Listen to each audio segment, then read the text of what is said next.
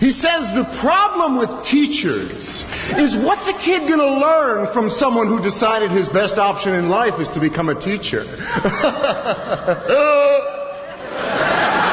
He reminds the other dinner guests that it's true what they say about teachers, that those who can do, and those who can't teach. I decide to bite my tongue instead of his and resist the urge to remind the other dinner guests that it's also true what they say about lawyers. Because we're eating, after all, and this is polite conversation. I mean, you're a teacher, Taylor. Be honest. What do you make? And I wish he hadn't done that. Asked me to be honest, because you see, I have a policy about honesty and ass-kicking, which is, if you ask for it, then I have to let you have it. You want to know what I make? I make kids work harder than they ever thought they could. I can make a C+ feel like a Congressional Medal of Honor, and I can make an A- feel like a slap in the face. How dare you waste my time with anything less than your very best? You want to know what I make? I make kids sit through 40 minutes of study hall in absolute silence. No, you cannot work in groups. No, you can't ask a question. So put your hand down. Why won't I let you go to the bathroom? Because you're bored and you don't really have to go, do you? You want to know what I make? I make parents tremble in fear when I call home at around dinner time. Hi, this is Mr. Molly. I hope I haven't called at a bad time. I just wanted to talk to you about something that your son did today. He said, "Leave the kid alone. I still cry sometimes, don't you?" And it was the noblest act of courage that I have ever seen. I make parents see their children for who they are and who they can be. You want to know what I make? I make kids question. I make them criticize. I make them apologize and mean it. I make them write, and then I make them read. I make them spell definitely beautiful, definitely beautiful, definitely beautiful, over and over again until they will never misspell either one of those words again. I make them show all their work in math and then hide it on their final drafts in English. I make them realize that if you got this, then you follow this. And if somebody tries to judge you based on what you make, you give them this. Let me break it down for you. Let me break it down for you so you know what I say is true. I make a goddamn difference. Now what about you? That was Taylor Molly, who is a poet and former teacher. We chose to use this video as the introduction to our presentation because we think it goes along really well with the 2 NPR articles that we read this week. The first article, "Schools Can Save Lives," an exit interview with the Secretary of Education by Corey Turner, especially reflects the idea of how important teachers and a good education are. There are so many negatives about teaching, and we've been talking about them the last few weeks, and we've all heard the horror stories of teachers. But I just thought this was a good idea to show that teaching does matter, and it is important, and we need to remember that when it gets hard, and we do have to go through those challenges. And especially, like he mentions, things about money or the respect that we get from our country. But also, as John B. King Jr. mentions, schools can save and change the lives of children, and we need to do everything and anything we can do to protect them and support them and make sure we are giving them the best education possible. The other article, "Maybe Teaching Special Ed Doesn't Have to Be So Hard" by Lee Hall, also ties into this just because it's again focusing on the positive things that can come out of education and a good education system, and one where they're focusing on the students rather than having to deal with all the paperwork and the bureaucracy of it. The teacher in the article does say that it's still a really tough job and she constantly is working, but she is getting a lot of support from her school and her administrators, so that allows her to do her job well and to focus on the students. So as I said, the job is challenging, but when we focus on them and their needs and we think about what we can do to help them, it will be worth it, and we will be making a difference. Hi everyone, my name's Allie J. I'm a junior at UB, studying math education. I hope to become a math teacher in the years to come, teaching, middle school or high school math. I'd like you guys in your comments to let me know what major you guys are going into and if you're a teacher or not, just so I kind of get a little bit of a background about you guys. All right, thank you. So I'm going to start today talking about the article, Maybe Teaching Special Ed Doesn't Have to Be So Hard by Lee Hale. As you guys know, it follows the story of Stephanie Johnson, a special education teacher who went from one school where she was being loaded with paperwork, loaded with work, spending all hours of the day there, to where she is now, having that kind of balance between another teacher and her so that she can focus on the teaching in the classroom and the other teacher can focus on the paperwork. So first off, I would like to add my opinion, because personally I had no idea how much paperwork went into special ed. I've never thought about going into special ed or really looked into it until I actually read this article and did a bunch of research about it. And it's interesting to me because my aunt is actually a special education teacher, and I never really asked her about it, or she never really talked about it, so I wasn't sure if she was kind of in the same boat, which I'm going to talk about later during this presentation about what I kind of asked her and what her opinion was. So I wanted to start and say that the article kind of focused on how good special education teachers are hard to find and most teachers don't last. I feel like during my research I have looked, and teaching is so hard. Schools have such a hard time finding teachers in general, and special education teachers are even harder to find, which I don't know if anyone else feels this way, but it's very upsetting because these kids need, their special education for a reason. They need more support, they need more time, they need more patience, and the fact that schools are having trouble finding teachers in general is just extremely upsetting to me, and I just don't feel like it should be that way. I know that, in an ideal world, we would have a surplus of teachers and they would all be extremely qualified, but I understand that that's not how this works. There's so much work after reading the article, and hearing from Stephanie about all the paperwork and talking to my aunt. I couldn't believe how much work went into it. And Stephanie talks about how the focus should be on teaching, and how, she didn't like the whole paperwork aspect. She was focusing more on the paperwork and the requirements and everything like that, and couldn't really focus on the child during the day because she knew she was going to be there all day, doing paperwork. And yeah, so special education is so important, and I love hearing how teachers take that seriously, especially Stephanie. And after hearing where she is now, I'm really happy for her, because I hope that all of you guys are really happy for her, that she kind of found this, happy medium where she can go to school and focus on teaching and focus on the students and not have to worry about the paperwork side.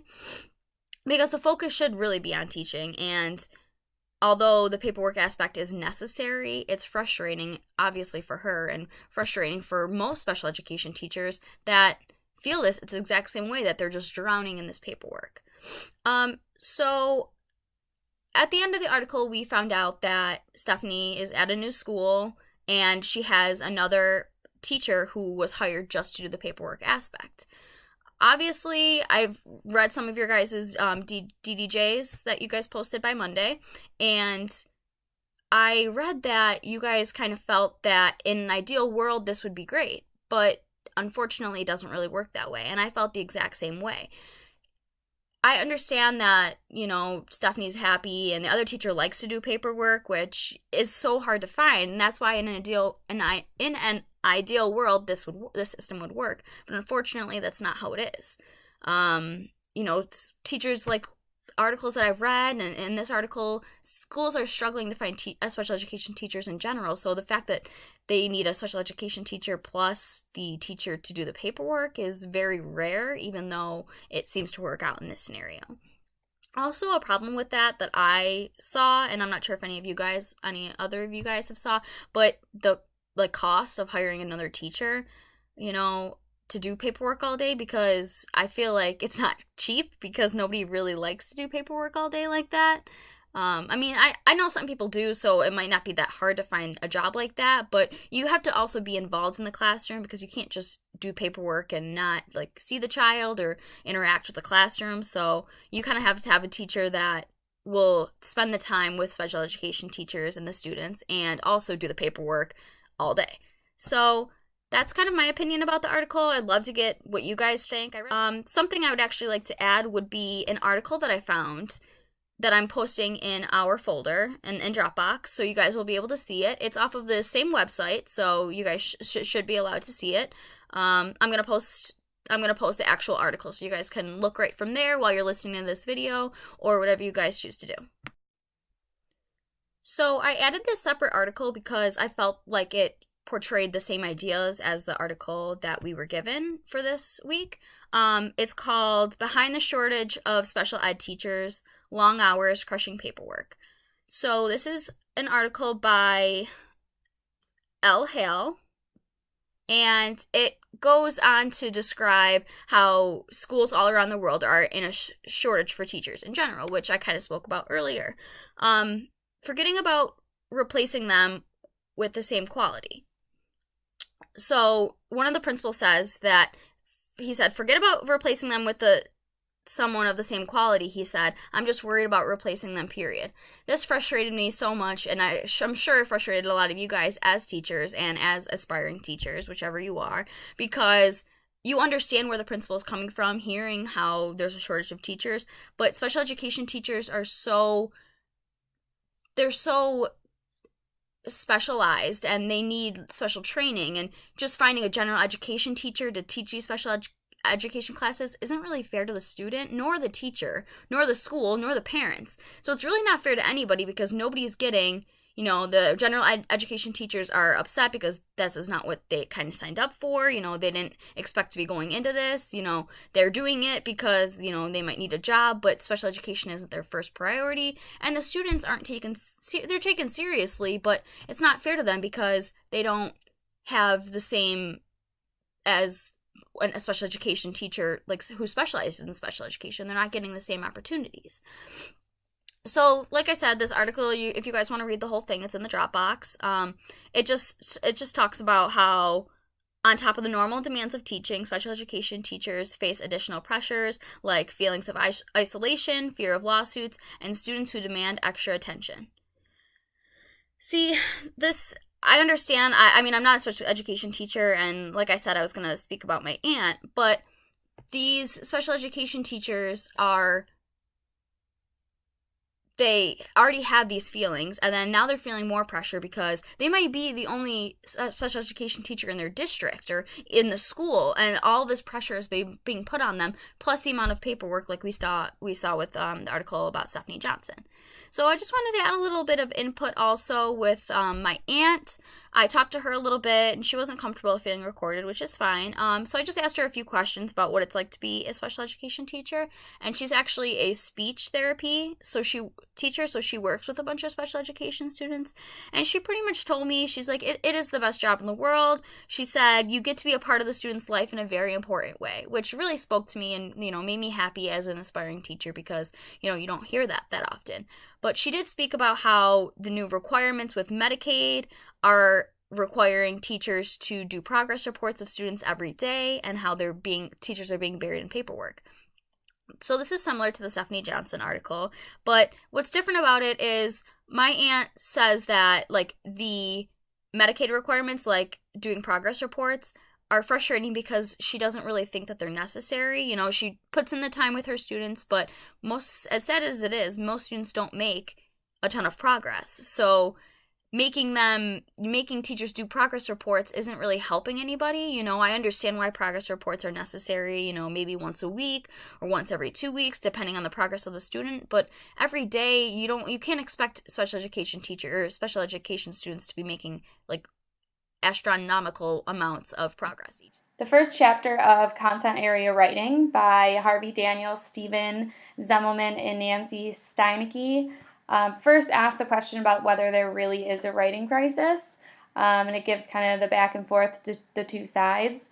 From my own experience in schools, I do think a lot of focus is taken off good writing, And I think a lot of that is due to class sizes. The school that I was in had 31 students in every classroom, and I just think it makes it so hard to individualize instruction and focus on the struggling readers and writers or students in the class. I do think that they are writing more than ever, though, because of technology and the internet, and they're just in constant contact with their friends and family.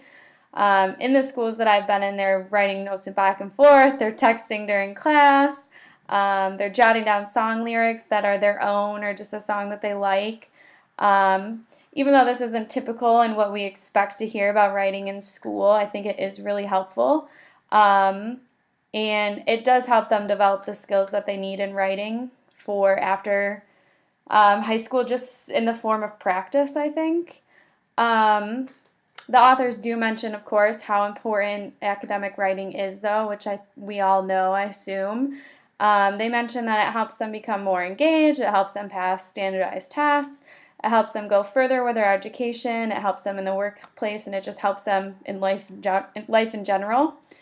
I think the example of the workplace is one of the biggest ones that we have to remember, because I don't think it really gets talked about a lot. We just think of students going off to college and then they'll learn to be better writers there. This book, The Rise of Writing by Deborah Brandt, describes how much writing is being done in the workplace across pretty much every job. She interviews people from different backgrounds and walks of life and just all kinds of different careers. And the one commonality that they all have is that they're writing intensive, even when the people don't expect them to be. They're not going into a writing field or an English field. They're not expecting to have to write, but just because the way of our society is going, pretty much every job that they're going to have, there's going to be some kind of writing, and they're going to need to learn the skills in our classroom to be able to write in these different situations, and they have to translate these skills to all those different situations that they're going to need and that is necessary for them in their job. For this assignment, this presentation, I asked a high school student that I know to write down the writing that she did throughout one day as a senior, and it was very boring. Her list included lab reports, research reports, and just a few worksheets that she was given, and that was all the writing that she did the whole day. And while these are obviously necessary and important, and we're going to have to do them and teach them, there was nothing in her day that seemed really interesting or enjoyable at all. I think to help fix this crisis, if we think it's a crisis or not, we need to blend the academic writing with fun, interesting writing that students will actually enjoy. Created this poster asking the question, what does your classroom look like? I think today's classroom just cannot be the left side, the reading and writing. With the progression of the technology that we have, that's pretty much in every classroom now, we can just do so much more and make our classroom so much more engaging. So I think we do have to include things like music and movies, games and art to get students interested in learning and helping them as they leave school and further their education or start in the workforce. The authors do mention the problems that come with teaching. For example, they mention that we are teaching too much and not focusing on the most important things. They also mention that teachers have concerns about teaching to the standards or teaching to tests, and that makes it hard to put a heavy focus on good writing in the classroom. So they talk about going deeper and asking yourselves questions about whether something really needs to be taught in the classroom. This reminded me of a chapter in the book Teach on Purpose by David Burns and Sturgios Batsakis. They write about being sincere in the classroom and asking sincere questions. We need to